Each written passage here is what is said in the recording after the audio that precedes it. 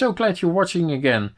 We are continuing the build series of the 3Racing X-Wheel Crawler X. So just before the intro, I showed you what we did in the last episode. If you missed the previous episodes, links down in the description for the playlist, where it contains the entire series of this 3Racing X-Wheel Crawler X build, and also we did the unboxing, and later on we will add drive videos and a review. So when you check out that description board, make sure if you're not subscribed yet and you want to follow this build series, just click on subscribe and the bell notification. That will really help this channel. And to continue this build, we're looking here at the tires and the wheels that come with the kit. These are beadlock wheels, but we're not going to use them for this particular build because the tires are a little bit too big. They're 19.8 millimeters. So we decided to go also with a little bit heavier metal beadlock, as you can see over here. And I had some different tires that are a little bit smaller. They are 4.19 inch.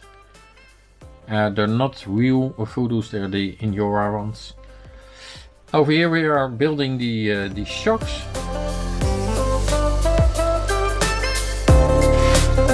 And then we're gonna add them to the chassis, as you can see over here. And all that's left then is put the wheels on there, and then, well, the chassis is then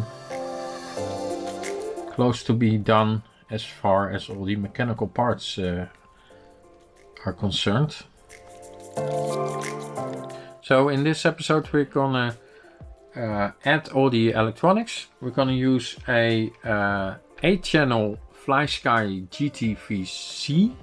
It's normally a 3-channel radio, but I upgraded it, and because of that I can use a receiver by FlySky that will fit in the receiver box. I'm gonna use a Power HD 20 kilogram waterproof servo for the steering servo. We're gonna use another one for the shifting of the 2-speed.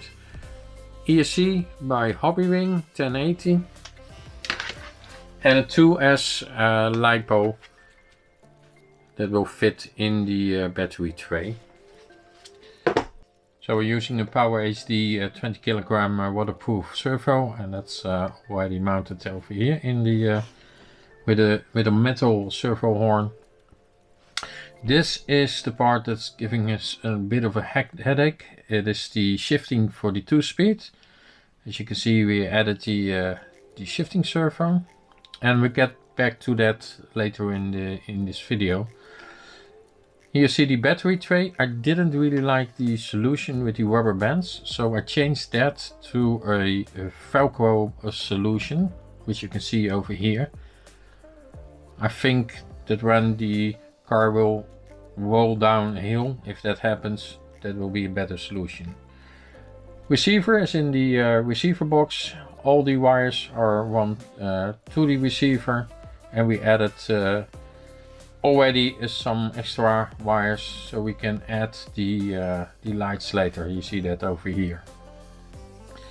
So as you see here, we're going to use a Hobbywing Crawler Burst electronic speed controller, ESC. It is the also better known as the Hobbywing 1080. So a little fast unboxing over here. And then as we don't use the XT60 connector that's on it, we use a bigger one, the XT90.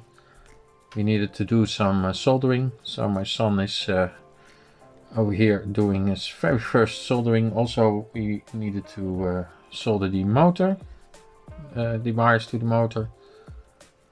So this was a very good lesson for him, how you do some soldering,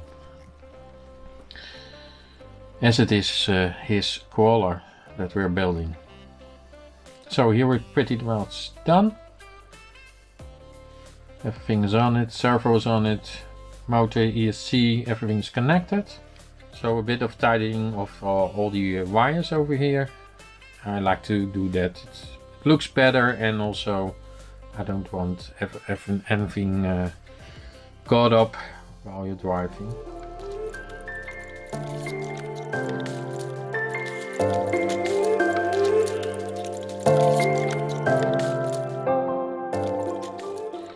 So in the first episode of the build series, I talked about that and also in this video, we run into problems with the shifting, and this is the part that gives us a headache, because it, as you can see, the plastic black part in the middle, you see it here where the arrows is, it goes to one side of either gears, so that way you shift from the low to the high gear.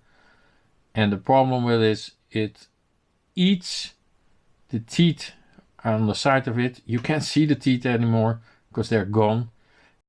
So the problem, as you can see, is that, and you also saw on the last photo I showed you, that all the rubbish that came off of that part, because it was just eaten up. Now the big problem with that was that we had two things we could do. We could either keep changing that part, and we did that 3 times. And the other thing was just to leave it out and just go for a 1 speed. I looked up the information, and this is probably the only problem with this crawler. A lot of people have problems with it. It's just that part is just too weak. So we decided to go for 1 speed, also because my son didn't really want the 2 speed. So that's also the reason that we chose that racing mode. It's a little bit faster.